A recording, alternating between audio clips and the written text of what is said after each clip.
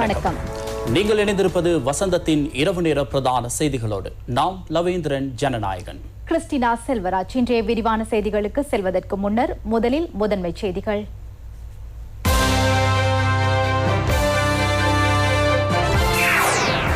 தேர்தல்கள் ஆணையாளருக்கும் அரசியல் கட்சிகளுக்கும் இடையில் விசேட சந்திப்பு. தேர்தல் தினம் தொடர்பில் எவ்வித தீர்மானங்களும் இல்லை.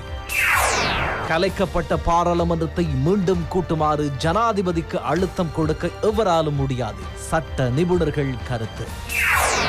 இலங்கையில் கொரோனா நோயாளிகளின் தொகை 690. கொரோனாவை ஒழிக்கும் இலங்கையின் முயற்சிகளுக்கு உலக சுகாதார ஸ்தாபனம் புகழாரம். லண்டன் மெல்பர்னில் இருந்து மாணவர்களை அழைத்து வருவதற்கு 4 விசேட விமானங்கள் தயார்.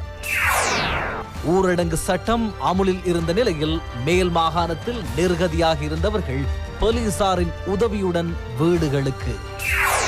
பல்வேறு வதந்திகளுக்கு முற்றுப்புள்ளி. வடகொரிய தலைவர் கிம் ஜாங் உன் பகிரங்கமாக காட்சியளித்தார்.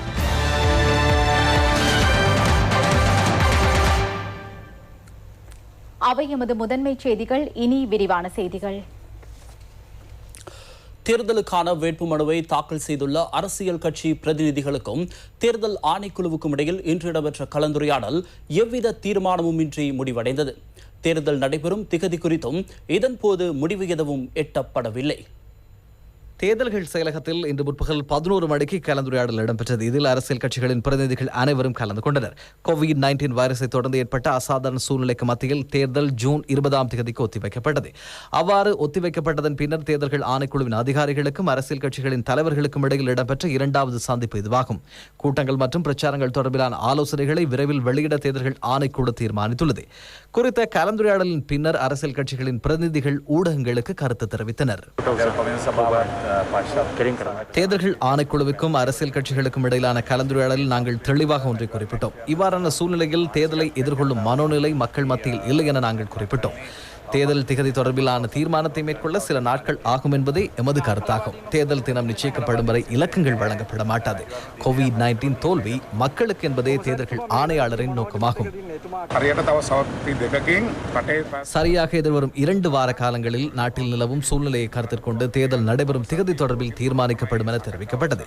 ஆகவே முடிவு எட்டப்படாமலே இப்பேச்சுவார்த்தை நிறைவடைந்தது. தற்போது எதிர்க்கட்சி நிர்கதி நிலையை அடைந்துள்ளது. பிரதமர் அழைக்கும் போது வராவிட்டால் எம்மால் ஒன்றுமே செய்ய முடியாது.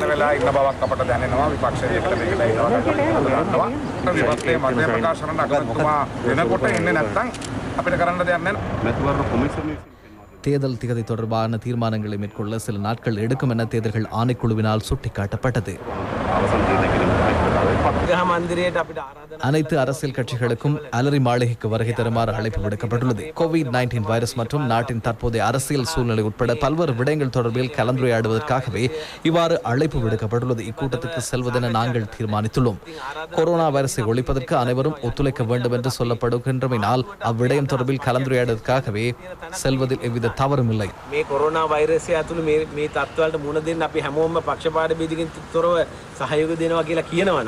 අපි ගිහිල්ලා මේ කරුණු පිළිබඳව කතා කරන්න යන්නේකේ වැරද්දක් නැහැ. ඒකේ අනේකේ තේරුම මොකද්ද? 125ක් ඇඳවලා இக்கூட்டத்துக்கு செல்வதில் என்ன பயன் ஏற்பட போகின்றது? 225 பேரை அழைத்து 5 வருடங்கள் பழமையான பார்லமெண்டத்தை கூட்டப்பட வேண்டும். ரணில் விக்ரமசிங்க கூட்டத்துக்கு போவாரா என்பது தெரியாது. ஆனால் ஐக்கிய மக்கள் சக்தி இக்கூட்டத்தில் பங்கு பெற்றாது. ரணில் விக்ரமசிங்க மாத்මයන්වත් දැන් අපි සමගි ජනබලවේගයේ සියලු පක්ෂ තීරණය කරන්න එකට යන්නේ. මේ වගේ වගකීම් විරහිත சமகி ஜனபல வேகிய நமதி சங்விதானய பொறுப்பற்ற ஐக்கிய மக்கள் சக்தியும் மக்கள் விடுதலை முன்னணியும் இக்கூட்டத்தை பகிஷ்கரிக்கின்றன.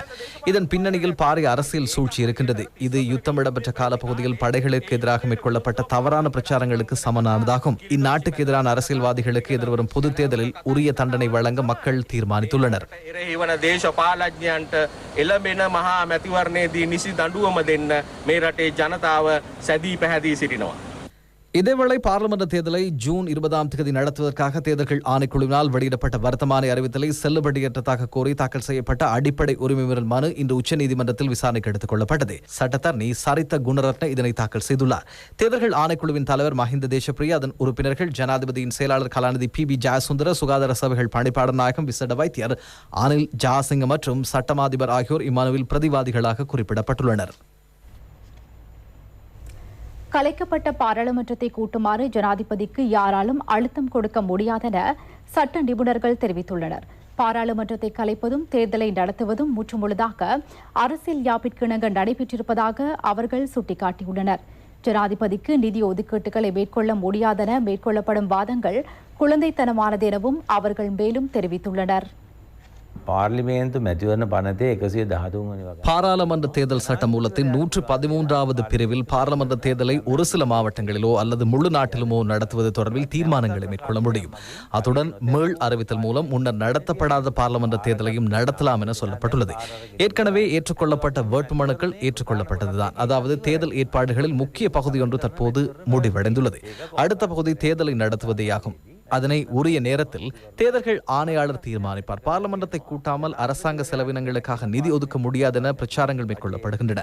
அது ஒரு குழந்தைத்தனமான தர்க்கமாகும். அரசியல் யாப்பின் 105வது சரத்தில் 3வது உபபிரிவில் பார்லிமெண்டம் கலைக்கப்பட்டிருக்கும் போது வரவு செலவு திட்டம் நிறைவேற்றப்படாவிட்டால் புதிய பார்லிமெண்டத்தை கூட்டி 3 மாத காலத்துக்குள் ஒன்று திரட்டிய அரசு நிதியை அரசு செலவினங்களுக்காக ஜனாதிபதியினால் பயன்படுத்த முடியும் என குறிப்பிடப்பட்டுள்ளது. ஆகவே அரசியல் யாப்பிலேயே இதற்கான பதிலும் உள்ளது. ஆகவே எந்த விதத்திலும் பார்லிமெண்டத்தை கூட்டுமாறு ஜனாதிபதிக்கு யாராலும் அழுத்தம் பிரயோகிக்க முடியாது. ஏனென்றால் பார்லிமெண்டம் கலைக்கப்பட்டுவிட்டது. ஆகவே பழைய பார்லிமெண்டத்தை இச்சந்தர்ப்பத்தில் கூட்ட முடியாது. ஏற்றுக்கொள்ளப்பட்ட வேட்புமனுக்கள் செல்லுபடியாகும். ஆகவே தேர்தலை நடத்தலாம். දිගටම පවත්වාගෙන යන්න පුළුවන්. ඒක තමයි නිත්‍ය අනුකූල තත්ත්වය. විසිරුවන ලද පාර්ලිමේන්තුව නැවත කැඩවීමට බලය கலைக்கப்பட்ட பார்லிமெண்டத்தை கூட்டும் அதிகாரம் ஜனாதிபதிக்கே உள்ளது. ஒரு சில சந்தர்ப்பங்களிலேயே அவ்வாறு கூட்டலாம். அவரது விருப்பத்துக்கு இணங்க தேவை ஏற்பட்டால் மாத்திரமே பார்லிமெண்டத்தை கூட்ட முடியும். இதற்காக யாராலும் அழுத்தம் கொடுக்க முடியாது. தற்போது தேர்தலுக்கான திகதி அறிவிக்கப்பட்டுள்ளது. ஆகவே தேர்தல் முடிவுகள் வெளியானதன் பின்னர் ஜனாதிபதி புதிய பார்லிமெண்டத்தை கூட்டுவார். ஆகவே இல்லாத பார்லிமெண்டத்தை எவ்வாறு கூட்ட முடியும்? என்ன காரணத்துக்காக கலைக்கப்பட்ட பார்லிமெண்டத்தை கூட்ட வேண்டும்? அதற்கான தேவை எதுவும் இல்லை.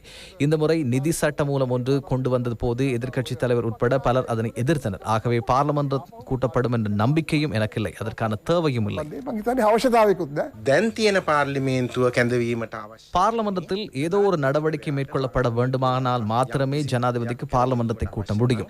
அரசியல் யாப்பின் 70வது பிரிவின் 7வது சரத்தின் கீழ் கூட்ட முடியும். தேர்தல் ஒத்திவைக்கப்பட்டதற்காக பார்லிமெண்டத்தை கூட்ட வேண்டும் என அரசியல் யாப்பில் எங்கும் குறிப்பிடப்படவில்லை. ஜனாதிபதி தேர்தல் வெற்றி பெற்றதன் பின்னர் நிச்சயம் பார்லிமெண்டம் கலைக்கப்படும் என ஜனாதிபதி தேர்தலுக்கு முன்னே தெரிவித்திருந்தார். ஆகவே மக்கள் ஆணையின் பிரகாரம் பார்லிமெண்டம் கலைக்கப்பட்டுள்ளது. மக்கள் தீர்ப்புக்கு எதிராகவும் அரசியல் யாப்புக்கு முரணாகவும் பார்லிமெண்டத்தை கூட்ட முடியாது. ජනමතයට විරුද්ධව නීතිය ප්‍රතිපාදන වලින් තොරව පාර්ලිමේන්තුව කැඳවන්න පුළුවන් කමක් නැහැ. தற்போது நாட்டில் மொத்தமாக 690 கொரோனா நோயாளர்கள் இருப்பதாக சுகாதார அமைச்சு தெரிவித்துள்ளது. இதுவரை 172 பேர் முற்றாக குணமடைந்து வைத்தியசாலையிலிருந்து வெளியேறி சென்றுள்ளனர். கொரோனா வைரஸை ஒழிப்பதில் இலங்கை மேற்கொண்ட நடவடிக்கைகள் வெற்றியடைந்திருப்பதாக உலக சுகாதார ஸ்தாபனம் தெரிவித்துள்ளது. இதேவேளை கொரோனா வைரஸ் பரவுவது கட்டுப்படுத்தப்பட்டிருப்பதாக அரசு புலனாய்வு துறையினரும் உறுதிப்படுத்தியுள்ளனர்.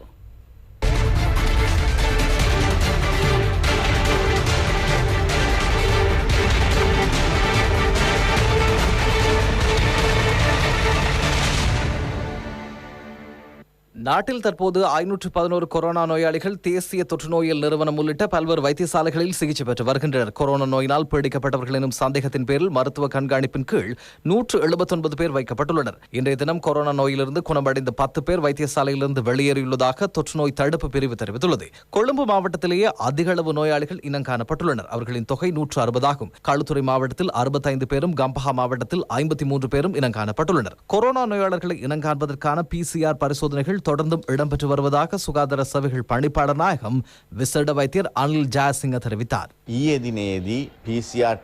நேற்றைய தினம் 1107 PCR பரிசோதனைகள் இடம்பெற்றன. இதில் கடற்படையினர் கொழும்பின் சில பகுதிகளிலும் நாட்டின் சில பகுதிகளிலும் மற்றும் வைத்தியசாலைகளில் மேற்கொள்ளப்பட்ட சோதனைகளாகும்.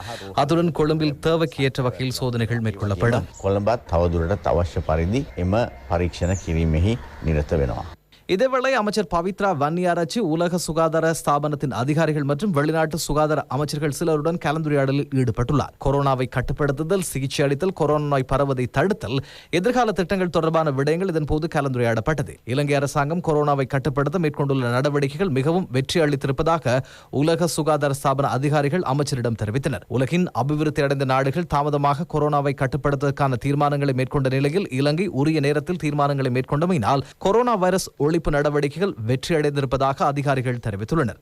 கொரோனா தொற்றுக்குள்ளானவர்கள் மற்றும் கொரோனா நோயாளிகளுடன் நெருங்கி பழகியவர்களை தேடும் நடவடிக்கைகள் தொடர்பில் தெளிவுபடுத்தும் செயற்திட்டம் ஒன்று இன்று இடம்பெற்றது. இதனை அனைத்து ஊடக நிறுவனங்களும் நேரடியாக ஒளிபரப்பின. இங்கு கருத்தறிவித்த அரச புலனாய்வு சேவையின் பிரதி பணிப்பாளர் பராக்கிரம சில்வா கொரோனா வைரஸ் கட்டுப்படுத்தப்பட்டிருப்பதாக தெரிவித்தார். අපි දන්න විදියට මේ හා සමාන ක්‍රමයක් ක්‍රියාත්මක වෙන්නේ දියුණු அதிநவீன புலனாய்வு துறையை கொண்ட இஸ்ரேலின் மொசாட் அமைப்பு மூலமே இதுபோன்ற நடவடிக்கைகள் மேற்கொள்ளப்பட்டுள்ளன. அதற்கு சளைக்காத வகையில் நாங்களும் விசாரணைகளை மேற்கொள்கின்றோம். இது எமது நாட்டுக்கே உரித்தான விசாரணை முறையாகும். ஆகவே எமது நடவடிக்கைகளையும் ஏனைய நடவடிக்கைகளும் ஒப்பிடுவதற்கு நாங்கள் தயாரில்லை. கொரோனா பூஜ்ய நிலைக்கு எவ்வாறு கொண்டு வருவது தொடர்பிலே நாங்கள் சிந்தித்து வருகின்றோம். எமது கட்டுப்பாட்டின் கீழே விசாரணைகள் இடம்பெறுகின்றன. நாங்கள் கண்டுபிடிக்கப்படும் விடயங்களை உடனடியாக அதிகாரிகளுக்கு வழங்கி அவர்கள் தீர்மானங்களை மேற்கொள்ள உதவுகின்றோம். இந்த நோய் தொற்றை ஒரு குற்றமாக கருத முடியாது. நாங்கள் சேகரிக்கும் விடயங்களை மற்றவர்களிடம் இருந்து பகிர்ந்து கொள்வதில்லை. இலங்கை மக்களை பாதுகாப்பதே எமது ஒரே நோக்கமாகும். நாங்கள் கொரோனாவை பரவிய பகுதிகளுக்கு சென்று எங்காவது தவறு உள்ளதா என ஆராய்கின்றோம். ஆகவே தவறுகள் இடம்பெற்று அது மீண்டும் ஏற்பட்டால் பெரும் பாதிப்பு ஏற்படும். ஆகவே இதனை பூஜ்ய நிலைக்கு கொண்டு வருவதே எமது நோக்கமாகும். கடற்படையினர் ராணுவ முகாம்களில் தனித்தனியாக அறைகள் ஏற்படுத்தப்படவில்லை. ஒரு பகுதியில் 30 அல்லது 40 பேர் தங்க வைக்கப்படுகின்றனர். ஆகவே இது போன்றதொரு இடத்தில் தொற்றுநோய் ஏற்படுவதற்கான வாய்ப்பு உள்ளது. அதன் காரணமாகவே இச்சம்பவம் ஏற்பட்டுள்ளது. ஆனால் கடற்படை சம்பவம் முற்றாக எமது கட்டுப்பாட்டுக்குள் கொண்டு வரப்பட்டுள்ளது. වගේ ආසාදනයක් වුණාම ඒ ආසාදනය වෙන්න ඉඩ ප්‍රස්තාව තියෙනවා. ඒ නිසා තමයි ඇත්තටම මේ සිද්ධිය වුණේ. නමුත් දැන් අපි ඒ නාවික හමුදාවේ සිද්ධියත් සම්පූර්ණයෙන්ම අපේ පාලනයට නතු කරගෙන ඉවරයි. விமானப்படையினரால் நிர்வகிக்கப்பட்டு வரும் தனிமைப்படுத்தல் நிலையத்தில் 2 மரணமடைந்தார்கள் என தெரிய வந்துள்ளது. இவர்கள் 2 கொரோனா வைரஸ் இல்லை என உறுதிப்படுத்தப்பட்டிருப்பதாக ராணுவ தளபதி லெப்டினன்ட் ஜெனரல் சவேந்திர சில்வா தெரிவித்தார். கடந்த சில நாட்களாக தனிமைப்படுத்தல் நிலையங்களில் மாத்திரம் 2786 PCR சோதனைகள் இடம்பெற்றுள்ளன. இவர்களில் 45 பேருக்கே தொற்று இருப்பது உறுதிப்படுத்தப்பட்டுள்ளது. 36 தனிமைப்படுத்தல் நிலையங்களில் 4665 பேர் தொடர்ந்தும் தனிமைப்படுத்தலில் வைக்கப்பட்டுள்ளனர். கொரோனா நோயாளிகளிடமிருந்து நெருங்கி பழகிய 50 பேர் PCR சோதனைகளுக்காக குலியாபிட்டிய போதனா வைத்தியசாலைக்கு அனுப்பி வைக்கப்பட்டனர். அலவ, பமுனா கொட்டுவா, குலியாபிட்டிய, உடபத்தாவ ஆகிய பகுதிகளைச் சேர்ந்தவர்களை இவ்வாறு PCR பரிசோதனைகளுக்காக அனுப்பி வைக்கப்பட்டனர். கொழும்பு, கொட்டாஞ்சேனை, கிறிஸ் பெரேரா மாவட்டத்தில் வசிக்கும் 50 பேரிடம் PCR பரிசோதனைகளுக்காக அவர்களின் சளி மாதிரிகள் பெற்றுக் கொள்ளப்பட்டன. எதிர்பாராத விதத்தில் தெரிவு செய்யப்பட்ட சிலரிடமே இவ்வாறு மாதிரிகள் பெறப்பட்டன.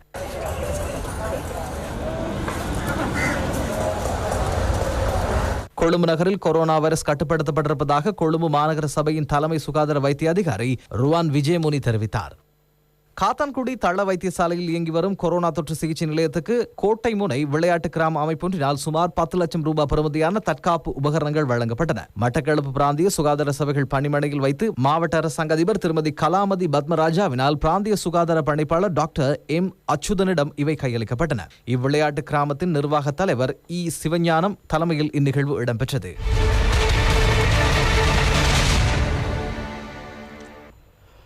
உலகெங்கும் பரவி வரும் கொரோனா வைரஸ் காரணமாக தாயகம் திரும்ப முடியாமல் வெளிநாடுகளில் சிக்கியுள்ள இலங்கை மாணவர்களை அழைத்து வரும் அடுத்த கட்ட பணிகள் நாளை ஆரம்பமாக உள்ளது. வெளி விவகார அமைச்சின் ஏற்பாட்டில் ஸ்ரீலங்கன் ஏர்லைன்ஸ் நிறுவனம் இம்முறை விசேட விமான பயணங்களை ஏற்பாடு செய்துள்ளது. பிரிட்டன் மற்றும் ஆஸ்திரேலியாவில் உள்ள இலங்கை மாணவர்களை அழைத்து வருவதற்காகவே இவ்வாறு ஏற்பாடு செய்யப்பட்டது.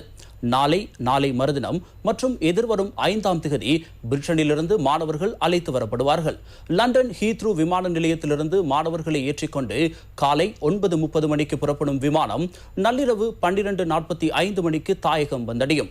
ஆஸ்திரேலியாவின் மெல்போர்ன் நகரில் எதிர்வரும் 8ஆம் தேதி மாணவர்கள் அழைத்து வரப்பட உள்ளனர். அன்றைய தினம் காலை 8:25 மணிக்கு மெல்போர்னிலிருந்து வருகை தரும் விமானம் அன்றைய தினம் பிற்பகல் 2:30 மணிக்கு தாயகத்தை வந்தடையும். கொழும்பு, கம்பஹா, களுத்துறை மற்றும் புத்தளம் மாவட்டங்களில் ஊரடங்கு சட்டம் அமலில் உள்ள நிலையிலும் மக்களின் அன்றாட வாழ்க்கை மற்றும் நிறுவனங்களின் செயற்பாடுகள் எதிர்வரும் 11ஆம் தேதி முதல் வழமை போல் செயற்பட உள்ளன. குறித்த 4 மாவட்டங்கள் தவிர ஏனைய மாவட்டங்களில் ஊரடங்கு சட்டம் எதிர்வரும் 4ஆம் தேதி காலை நீக்கப்படும் என ஜனாதிபதி ஊடகப் பிரிவு தெரிவித்துள்ளது. கொழும்பு, கம்பகா, களுத்துறை மற்றும் புத்தளம் மாவட்டங்கள் தவிர்ந்த ஏனைய பிரதேசங்களில் ஊரடங்கு சட்டம் நாளை மறுதினம் அதாவது திங்கட்கிழமை காலை 5 மணிக்கு நீக்கப்படுவதுடன் அன்றைய தினம் இரவு 8 மணிக்கு ஊரடங்கு சட்டம் அமல்படுத்தப்படும். அது மறுநாள் காலை 5 மணிக்கு தளர்த்தப்படும். எதிர்வரும் 6ஆம் தேதி அதாவது புதன்கிழமை இரவு 8 மணிக்கு குறித்த மாவட்டங்களில் அமல்படுத்தப்படும் ஊரடங்கு சட்டம் எதிர்வரும் 11ஆம் தேதி காலை 5 மணிக்கு நீக்கப்படும்.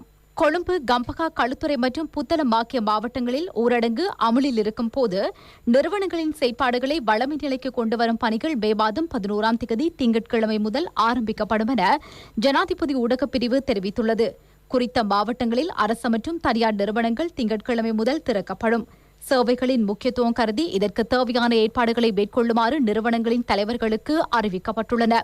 நிறுவனங்கள் திறந்து வைக்கப்பட்டிருக்கும் போது சுகாதார ஆலோசனைகளை உரிய முறையில் பின்பற்ற வேண்டும். திணைக்களம், கூட்டுத்தாபனம், சபைகள் உள்ளிட்ட அரசு நிறுவனங்களுக்கு சேவைக்காக அழைக்கப்பட வேண்டிய ஊழியர்களின் தொகையை நிறுவனங்களின் தலைவர்களை தீர்மானித்துக் கொள்ள வேண்டும். தனியார் நிறுவனங்கள் காலை 10 மணிக்கு திறக்கப்பட வேண்டும். மக்கள் ஒன்று கூடுவதை தடுப்பதற்காக பஸ் ரயில்களில் வேலைக்கு செல்வோர் மட்டுமே பயணிப்பதற்கு அனுமதிக்கப்படும். முகக்கவசம் கட்டாயம் அணிய வேண்டும். உணவு அல்லது ஔடதங்கள் போன்ற பொருட்களை கொள்வனவு செய்வதற்காக மாத்திரமே மக்கள் வெளியே வர வேண்டும் என ஜனாதிபதி ஊடகப் பிரிவு தெரிவித்துள்ளது. தற்போது முழு நாட்டிலும் ஊரடங்கு அமுல்படுத்தப்பட்டுள்ளது. இதனால் ஊரடங்கு சட்டத்தை மீறுவோரை கைது செய்யும் பணிகள் தொடர்ந்தும் இடம்பெறுவதாக போலீசார் தெரிவித்தனர்.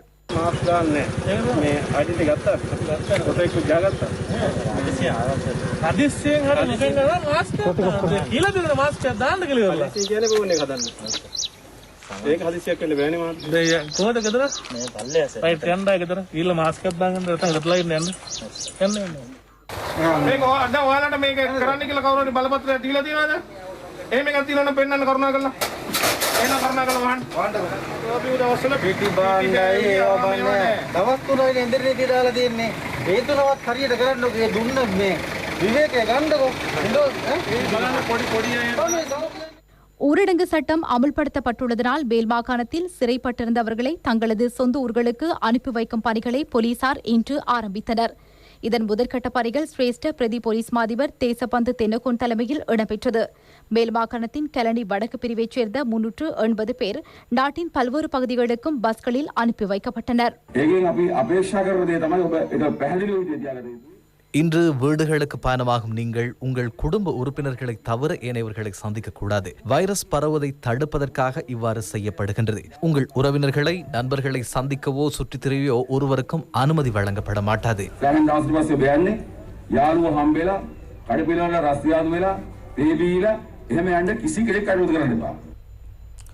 கலைக்கப்பட்ட பாராளுமன்றத்தை மீண்டும் கூட்டுமாறு கோரிக்கைகள் முன்வைக்கப்பட்டுள்ளன. இந்நிலையில் இன்றைய தினமும் இவ்விடயம் தொடர்பில் பல்வேறு கருத்துக்கள் முன்வைக்கப்பட்டன. நாங்கள் வழங்கியுள்ள அளவில் கூட நாட்டில் பாதிக்கப்பட்ட மக்களுக்கு இந்த அரசாங்கத்துக்கு நிவாரணங்களை வழங்க முடியவில்லை.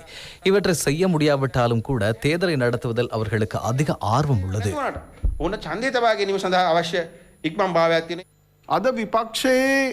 COVID-19 வைரஸை ஒழிப்பதில் எதிர்க்கட்சிகளுக்கு எவ்வித ஆர்வமும் இல்லை. ஆனால் கொரோனா வைரஸை ஒழிப்பதற்கு பாடுபடும் நபர்களையும் நிறுவனங்களையும் விமர்சித்து அவமானப்படுத்தி இந்நடவடிக்கைகளை நிறுத்துவதே அவர்களின் நோக்கம். ஆகவே எதிர்க்கட்சிகளின் நோக்கம் மக்களுக்கு இன்று வெட்ட வெளிச்சமாகிவிட்டது. இந்த விருத்த பக்ஷ அவசியතාවය අද ඉතාම පැහැදිලි. මෙරටේ ජනතාවට සහන සලසන්න நாட்டு மக்களுக்கு நிவாரணம் வழங்கும் திட்டங்களை வகுப்பதற்காகவே பார்லமெண்டத்தை கூட்டுமாறு கேட்கின்றோம். அரசாங்கத்துக்கு ஆதரவளிப்பதற்காக உரிய செயற்திட்டங்களை முன்னெடுப்பதற்காகவே நாங்கள் பார்லமெண்டத்தை கூட்டுமாறு கேட்கின்றோம். பார்லமெண்டத்தை மீண்டும் கூட்ட வேண்டுமா இல்லையா என்பதை வினவுவதற்காக பார்லமெண்ட் உறுப்பினர்களின் கூட்டத்தை கூட்டவில்லை. COVID-19 வைரஸ் தொடர்பில் தற்போது நிலவும் நிலைமைகள் தொடர்பில் விளக்கம் அளிப்பதற்காகவே இக்கூட்டம் கூட்டப்பட்டது. அவசர கால சட்டத்தை பிரகடனப்படுத்துவதற்காக மாத்திரம் பார்லமெண்டத்தை கூட்டலாம் என யாப்பில் குறிப்பிடப்பட்டுள்ளது. இந்த நிலையில் நிதி நிர்வாகம், நிதி தேவை போன்றவற்றிற்காக பார்லமெண்டத்தை கூட்ட வேண்டும் என்று சொல்வது அரசியல் ஆதாயத்துக்காகவே என்பது நமது கருத்தாகும். இவர்கள் குழப்பிய குட்டையில் மீன் பிடிக்க பார்க்கின்றார்கள். ஊரடங்கு சட்டம் அமலில் உள்ள வேளையில் வாழைச்சேனை போலீஸ் பிரிவிற்குட்பட்ட பகுதியில் இடம்பெற்ற சட்டவிரோத மணல் கடத்தல் முறையடிக்கப்பட்டுள்ளது.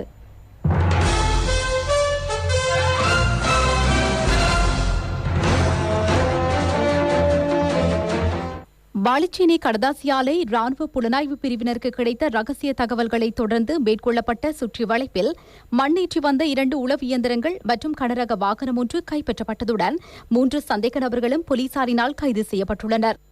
மட்டக்களப்பு மாவட்டத்தில் வெள்ளாவளி பகுதியில் 3 கசிப்பு உற்பத்தி நிலையங்கள் மதுவரி திணைக்கள அதிகாரிகளினால் இன்று முற்றுகையிடப்பட்டன. இன்று காலை 30ஆம் காலனியில் முன்னெடுக்கப்பட்ட சோதனையின் போது 5 வீடுகள் முற்றுகையிடப்பட்டன. இவற்றில் 3 வீடுகளில் கசிப்பு உற்பத்தி இடம்பெற்றதுடன் அங்கிருந்து கசிப்பு தயாரிக்கப்படும் உபகரணங்கள், மூலப்பொருட்கள் என்பன கைப்பற்றப்பட்டன. சுமார் 13 கலன்களில் அடைக்கப்பட்ட 1,25,000 மில்லி லீட்டர் கோடா மீட்கப்பட்டதுடன் 5 சந்தேக நபர்களும் கைது செய்யப்பட்டுள்ளனர். பொகவந்தலாவ பகுதியில் சட்டவிரோத மாணிக்கக்கல் அகழ்வில் ஈடுபட்ட 7 பேர் கைது செய்யப்பட்டிருப்பதாக பொகவந்தலாவ போலீசார் தெரிவிக்கின்றனர்.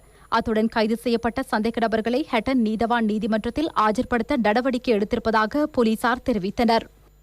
கல்குடா போலீஸ் பிரிவுக்குட்பட்ட பேத்தாளை மயானத்தில் தீயில் எரிந்த நிலையில் இளம் குடும்பஸ்தர் ஒருவரின் சடலம் மீட்கப்பட்டுள்ளது. குறித்த டபர் எரிந்து கொண்டிருப்பதை அவதானித்த பொதுமக்கள் கல்குடா போலீசாருக்கு வழங்கிய தகவலை தொடர்ந்து சடலத்தை போலீசார் மீட்டுள்ளனர். மரணமடைந்தவர் பேத்தாளையைச் சேர்ந்த ச. புஷ்பகுமார் எனும் 22 வயதுடைய இளம் குடும்பஸ்தர் ஆவார்.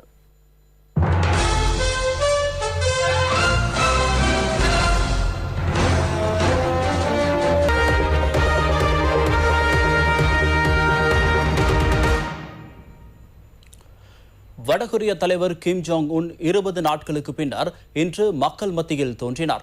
அரசு ஊடகங்கள் இன்று இதனை ஒளிபரப்பின. இது இவ்வாறு இருக்க மனித உடலில் உள்ள இழையங்களை பயன்படுத்தி கொரோனா தொற்றினால் பாதிக்கப்பட்டவர்களை சுகப்படுத்தும் நடவடிக்கையில் அபுதாபி வைத்தியர்கள் வெற்றி பெற்றுள்ளனர். இதற்காக மேற்கொள்ளப்பட்ட சோதனையில் 73 நோயாளிகள் சுகமடைந்திருப்பதாக அபுதாபி இளையங்களை சோதனையிடும் மத்திய நிலையம் தெரிவித்துள்ளது. நோயாளியின் இளையங்களை சோதனையிடுவதற்காக மீண்டும் சோதனை பணிகள் ஆரம்பிக்கப்பட்டுள்ளன. COVID-19 அல்லது புதிய கொரோனா வைரஸ் தற்போது உலகின் பல நாடுகளில் பரவி வருகின்றது. இதுவரை 34,18,000க்கும் மேற்பட்டோர் இந்நோயினால் பாதிக்கப்பட்டுள்ளனர். அத்துடன் 2,40,000க்கும் மேற்பட்டோர் மரணமடைந்துள்ளனர். இதுவரை 212 நாடுகளில் இந்நோய் பரவியுள்ளது. அமெரிக்காவில் கொரோனா மரணங்களின் எண்ணிக்கை எதிர்பார்த்ததை விட அதிகரிக்கலாம் என நியூயார்க் டைம்ஸ் பத்திரிகை தெரிவித்துள்ளது. இவ்வைரஸ் ஐரோப்பாவில் பரவியிருப்பது கண்டுபிடிக்கப்படுவது தாமதமானமையே இந்நோய் வேகமாக பரவுவதற்கு காரணம் என அமெரிக்க நோய் தடுப்பு மத்திய நிலையம் தெரிவித்துள்ளது. இதேவேளை அமெரிக்காவில் லாக்டவுனை நீக்குமாறு அந்நாட்டு மக்கள் ஆர்ப்பாட்டங்களில் ஈடுபட்டுள்ளனர். எதிர்வரும் வாரங்களில் அமெரிக்காவில் பல மாநிலங்களில் அமுல்படுத்தப்பட்டுள்ள சட்டங்கள் தளர்த்தப்படுவதற்கு ஏற்பாடுகள் மேற்கொள்ளப்பட்டுள்ளன. இதனால் மக்களின் உயிருக்கு அச்சுறுத்தல் ஏற்படலாம் என சுகாதார அதிகாரிகள் தெரிவித்துள்ளனர். கடந்த 24 மணித்தியாலத்தில் சீனாவில் ஒரே ஒரு கொரோனா நோயாளி மட்டுமே இனம் காணப்பட்டார். 43 நோயாளிகள் நோயிலிருந்து குணமடைந்து வீடுகளுக்கு சென்றுள்ளனர். சீனாவின் ஹூஹான் நகரில் கொரோனா வைரஸ் அளிக்கப்பட்ட விதத்தினை ஏனைய நாடுகள் உதாரணமாக கொள்ள வேண்டும் என உலக சுகாதார ஸ்தாபனம் தெரிவித்துள்ளது. கொரோனா வைரஸ் விலங்குகளிடமிருந்தே பரவியிருப்பதாக சீன அதிகாரிகள் இன்றைய தினமும் தெரிவித்துள்ளனர். உலகில் அதிக கொரோனா நோயாளிகள் உள்ள நாடுகளின் பட்டியலில் ஸ்பெயின் 2ஆம் இடத்தில் உள்ளது. கடந்த 24 மணித்தியாலத்தில் அந்நாட்டில் 1,175 நோயாளிகள் இனம் காணப்பட்டுள்ளனர். இன்றைய தினம் மூத்த பிரஜைகள் திறந்த வெளியில் நடமாடவும் உடற்பயிற்சியில் ஈடுபடவும் அதிகாரிகள் அனுமதி அளித்துள்ளனர். இத்தாலி நாட்டில் தற்போது கொரோனா நோயாளிகள் மற்றும் கொரோனா தொற்றுக்குள்ளானவர்களின் தொகை குறைவடைந்து வருவதாக சுகாதாரத்துறையினர் தெரிவித்துள்ளனர். மார்ச் 10ஆம் தேதி நாட்டை முற்றாக மூடுவதற்கு தீர்மானிக்கப்பட்டிருந்த நிலையில் நாளைய தினம் அதனை நீக்குவதற்கு தீர்மானிக்கப்பட்டுள்ளது. கடந்த 24 மணித்தியாலத்தில் பிரிட்டனில் 1,22,000 பேரிடம் கொரோனா தொற்று தொடர்பான சோதனை இடம்பெற்றுள்ளது. இதேவேளை பிரிட்டனில் கொரோனா நோயினால் பாதிக்கப்பட்டு சுகமடைந்தவர்களின் குருதி அணுக்களை சோதனையிடும் செயல்திட்டங்கள் ஆரம்பிக்கப்பட்டுள்ளன. அது சோதனை மட்டத்திலேயே இருப்பதாக அந்நாட்டு சுகாதாரத்துறையினர் தெரிவித்துள்ளனர். பிரான்சில் கொரோனா நோயாளிகளின் தொகை மற்றும் புதிதாக தொற்றுக்குள்ளானவர்கள் அதிதீவிர சிகிச்சை பிரிவில் அனுமதிக்கப்படுவோரின் தொகை குறைந்துள்ளது. பிரான்சில் எதிர்வரும் 11ஆம் தேதியின் பின்னர் லாக்டவுன் அகற்றப்பட்டாலும் நிலைமை வழமைக்கு திரும்புவதில் தாமதம் ஏற்படும் என பிரான்ஸ் ஜனாதிபதி இமானுவேல் மேக்ரோன் தெரிவித்துள்ளார். கொரோனா வைரஸ் பிரான்சில் பரவுவதைத் தொடர்ந்து அந்நாட்டில் 24,000க்கும் மேற்பட்டோர் மரணமடைந்திருப்பதாக அதிகாரிகள் தெரிவிக்கின்றனர். கொரோனா வைரஸ் பரவுவதை தடுப்பதில் உலக சுகாதார ஸ்தாபனம் துரிதமாக செயற்பட்டிருப்பதாகவும் காலம் கடத்தவில்லை எனவும் உலக சுகாதார ஸ்தாபனத்தின் தலைவர் டெட்ரோஸ் அதனம் தெரிவித்துள்ளார். சீனாவில் எவ்வித கொரோனா மரணங்களும் இடம்பெறாத காலத்திலேயே உலக சுகாதார ஸ்தாபனம் உலகளாவிய அவசர நிலைமையை பிரகடனப்படுத்தியதாக அவர் மேலும் தெரிவித்துள்ளார். உலக சுகாதார ஸ்தாபனம் சீனாவுக்கு சாதகமாக செயல்படுவதாகவும் கொரோனா வைரஸ் சீனாவிலிருந்து பரவியதாகவும் அமெரிக்க ஜனாதிபதியினால் முன்வைக்கப்படும் குற்றச்சாட்டை தாம் நிராகரிப்பதாகவும் டெட்ரோஸ் ஊடகவியலாளர் ஊடகவியலாளர்களிடம் தெரிவித்துள்ளார். வறிய நாடுகளான ஆப்பிரிக்க வலயத்தில் கொரோனா வைரஸ் துரிதமாக பரவுவதாகவும் உலக சுகாதார ஸ்தாபனம் தெரிவித்துள்ளது. ஹெய்டி, சோமாலியா மற்றும் சூடான் ஆகிய நாடுகளில் கொரோனா நோய் அதிகளவில் பரவியுள்ளது. அத்துடன் இப்பிராந்தியத்தில் மலேரியாவும் தலை தூக்கியுள்ளதாக அவர் மேலும் தெரிவித்துள்ளார். இத்துடன் வசந்தத்தின் இரவு நேர பிரதான செய்தி அறிக்கை நிறைவடைகின்றது. வணக்கம்.